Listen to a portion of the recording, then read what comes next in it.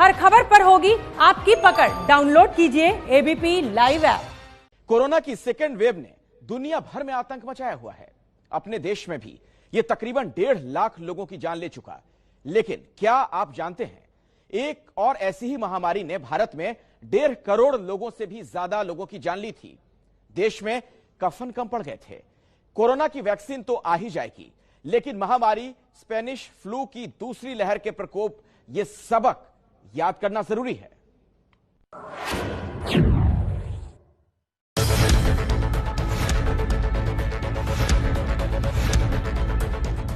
Spanish flu, वो महामारी जिसमें इतने लोग मरे कि देश में कफन कम पड़ गया था।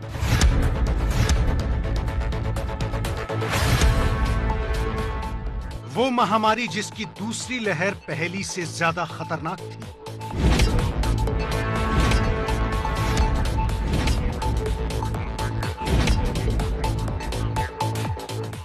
वो महामारी जो कई मामलों में कोरोना से मिलती जुलती है।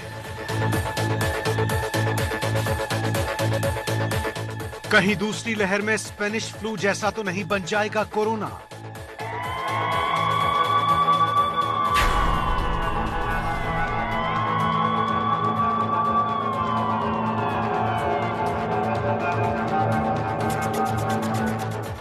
दुनिया भर में कोरोना की खतरनाक दूसरी लहर यानी सेकेंड वेव की चर्चा है। लेकिन आप ये सुनकर दहल जाएंगे कि महज 100 साल पहले ही हमारे देश में इससे मिलती जुलती एक और महामारी से तकरीबन 1 करोड़ 80 लाख लोगों की मौत हुई थी। जी हां, 1 करोड़ 80 लाख। कहीं ऐसा तो नहीं कि आज जब देश कोरोना की बेहद भयंकर दूसरी लहर से जूझ रहा है तो स्पेनिश फ्लू के दौर में मिले सबक हमने भुला दिए। दुनिया भर में अब तक कोरोना से 15,24,768 मौत हो चुकी हैं, जबकि भारत में 1,40,40,000 लोग अपनी जान गंवा चुके हैं। किसी भी महामारी की दूसरी लहर ज्यादा ताकतवर और खतरनाक होती है। स्पेनिश फ्लू ने भी दुनिया भर में 7 करोड़ लोगों की जान ली थी और उसकी दूसरी लहर भी पहले के मुकाबले कहीं ज्यादा भयंकर थी। महामारी के कोरोना काल में मदर ऑफ ऑल पेंडेमिक्स यानी सबसे बड़ी महामारी स्पेनिश फ्लू को याद रखना बेहद जरूरी है।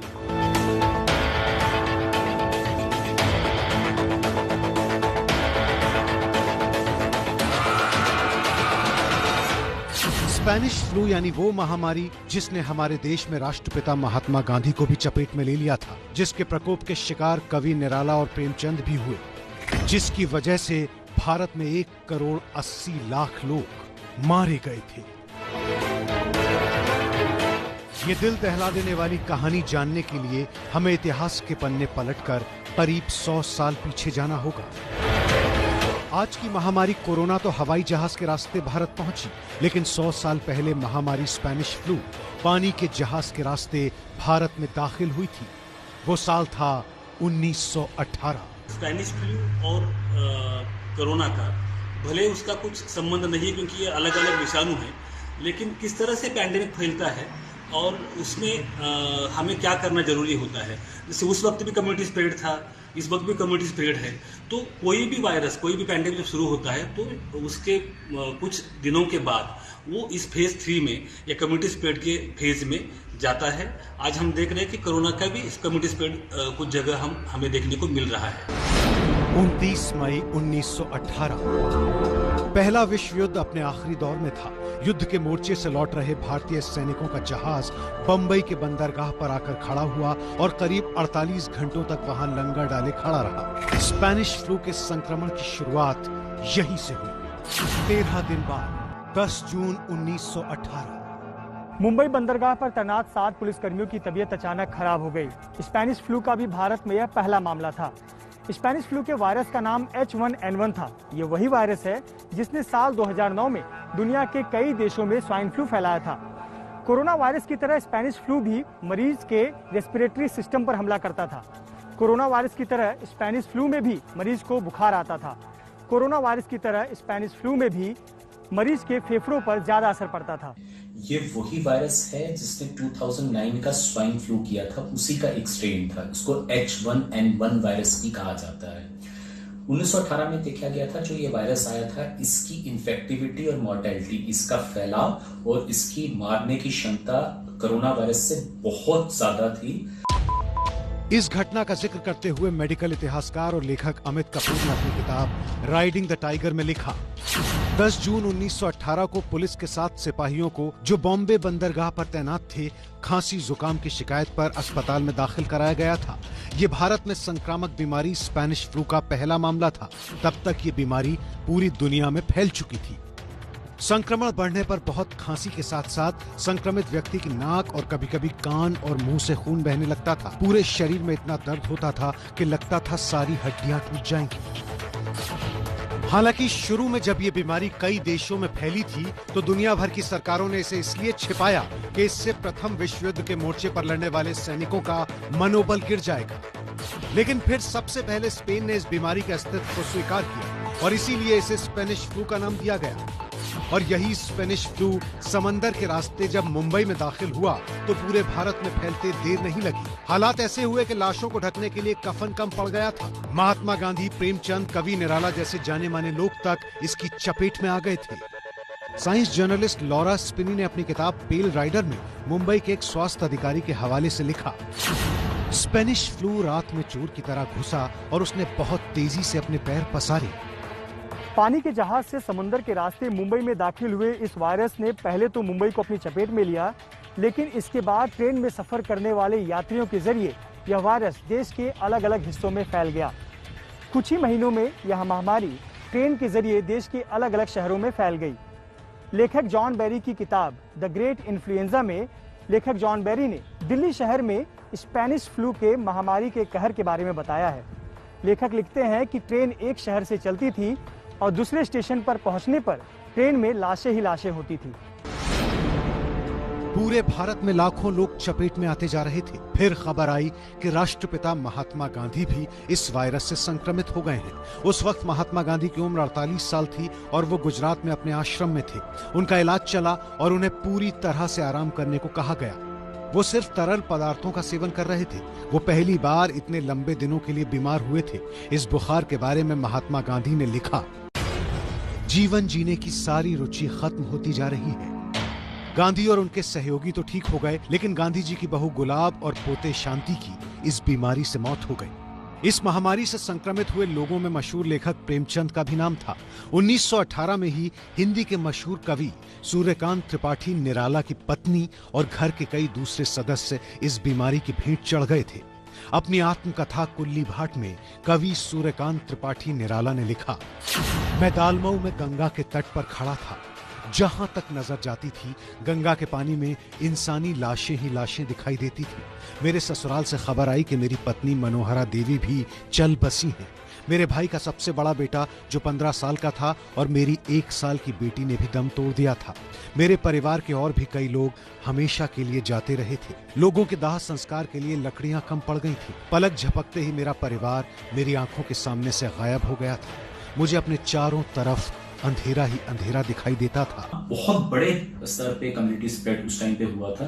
उसके 2 मेजर कारण हैं। पहला कारण कि पब्लिक हेल्थ मेजर्स और नॉन फार्माकोलॉजिकल मेजर्स जो होते हैं किसी भी महामारी को रोकने के, वो उस टाइम पे इतने डेवलप नहीं थे। दूसरा कारण ये था कि जितने भी health care workers, doctors, nurses वगैरह थे, वो सारे के सारे यूटिलाइज हुए थे वॉर के लिए, और सिविलियन पॉपुलेशन को देखने के लिए उनका नंबर बहुत कम था। सोचिए कैसा खौफ रहा होगा उस वक्त लोगों के दिलों में। ये गलती 100 साल पहले स्पेनिश फ्लू के दौर में भी की गई थी।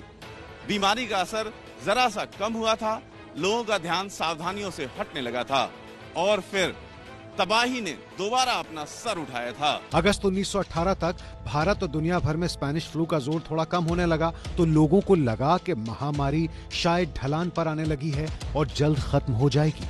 लेकिन फिर 3 महीने बाद नवंबर 1918 में स्पेनिश फ्लू ने और खतरनाक शक्ल इख्तियार कर ली। खासतौर पर स्पेनिश फ्लू से जूझती दिल्ली तो लाशों का शहर बन गई थी। 1919 की शुरुआत में मृतकों के अंतिम संस्कार के लिए किए गए इंतजाम धराशायी हो गए। कब्रिस्तान में जगह खत्म हो गई और लाशों को सुपुर्दे खाक करने के लिए 3 गज जमीन ढूंढना भी मुश्किल हो गया। तबाही के जो मंजर दिल्ली ने देखे वो इतिहास की कई किताबों में दर्ज हैं। लेखक अहमद अली ने अपनी किताब ट्वाइलाइट इन दिल्ली में स्पेनिश फ्लू के मंजर को बयान करते हुए लिखा, दिल्ली लाशों का शहर बन गई थी, जहां कफन चोर धड़ल्ले से अपना काम करते थे। कब्र खोदने वालों ने अपना मेहनताना और कपड़ा व्यापारियों ने कफन की कीमत बढ़ा दी थी। इस मामले में हिंदू भाग्यशाली थे, वो यमुना किनारे जाते थे और मृतक का अंतिम संस्कार करते थे। कई लाशों को तो कफन तक नसीब नहीं हुआ। कोरोना वायरस से मरने वालों के आंकड़ों पर गौर करें तो मरने वालों में पुरुषों की तादाद ज्यादा है, जबकि स्पेनिश फ्लू के दौर में इस बीमारी की महिलाएं ज्यादा शिकार हुई थीं। ऐसा इसलिए हुआ क्योंकि गरीब घरों में बड़े पैमाने पर महिलाएं कुपोषण का शिकार थीं, उनकी इम्यूनिटी कमजोर थी और घर में महिलाएं ही बीमार की सेवा करती थीं। इसीलिए स्पेनिश फ्लू से महिलाओं की मौत ज्यादा हुई थी। इसके अलावा दोनों बीमारियों में कई समानताएं हैं। अमेरिका और ब्रिटेन में भारत के मुकाबले बेहतर इलाज की सुविधाएं मौजूद थीं, लेकिन फिर भी लाखों लोग स्पेनिश फ्लू का शिकार हुए थे। डोनाल्ड ट्रंप के दादा की मौत भी स्पेनिश फ्लू से ही हुई थी। लेकिन स्पेनिश फ्लू ने दुनिया में सबसे ज्यादा कहर भारत में ही मचाया था। 1.5 साल तक कहर बरपाने वाली यह महामारी 1920 में जब भारत में ढलान पर आई, तब तक 1,80,00,000 लोगों की जान ले चुकी थी। ये उस समय भारत की जनसंख्या का 6% था। हालत इसलिए और भी खराब हुई क्योंकि उसी समय भारत के इतिहास का सबसे भयानक सूखा पड़ा था। भारत की जनगणना के इतिहास में सिर्फ एक बार यानी 1911 से 1921 के सेंसस में ही ऐसा हुआ है कि देश की जनसंख्या पिछले 10 वर्षों की तुलना में कम हुई। वहीं पूरी दुनिया में तकरीबन 7 करोड़ लोग स्पेनिश फ्लू से मारे गए। दोनों विश्व युद्धों में कुल मिलाकर हुई मौतों से भी ज्यादा। भारत समेत कई देशों में इस बीमारी के बाद आर्थिक संकट भी पैदा हो गया था। इस महामारी की वजह से ही ब्रिटिश सरकार के खिलाफ भारत के लोगों का गुस्सा आसमान छूता चला गया था। आखिरकार अंग्रेज शासकों ने बहुत से स्थानीय और जातिगत संगठनों से बात करके उनसे मदद ली। महात्मा गांधी ने भी इसमें उनकी काफी मदद की थी। सबसे अहम बात कि 100 साल पहले की इस महामारी में आज के कोरोना काल के लिए क्या संकेत छिपे हैं। दोनों महामारियों के बीच भले ही 1 सदी का फासला है, लेकिन क्या सबक हैं जो भूलना नहीं है। पहला सबक, वायरस पलट कर आ सकता है। 100 साल पहले स्पेनिश फ्लू ने साबित किया कि वायरस एक बार में खत्म नहीं होता बल्कि पलट कर आता है। 1918 के सितंबर तक जब लगने लगा था कि प्रकोप खत्म हो रहा है, तभी 3-4 महीने बाद स्पेनिश फ्लू का दूसरा और सबसे खतरनाक दौर आया था, जिसने करोड़ों जानें ली थी। कोरोना के भी कई दौर हो सकते हैं, इसलिए सावधानी का साथ कतई नहीं छोड़ना है। दूसरा सबक, सोशल डिस्टेंसिंग और दूसरी सावधानियां किसी भी हाल में छोड़नी नहीं है।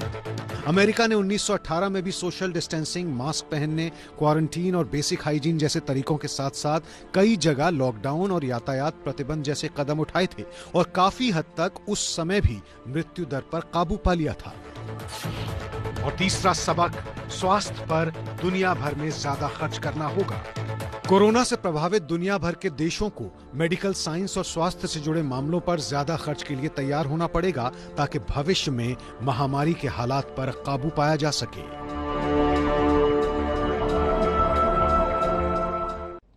कोरोना वैक्सीन ज्यादा दूर नहीं है।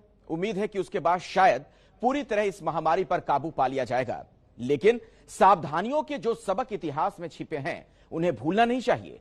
पूरी सावधानी बनाए रखनी है।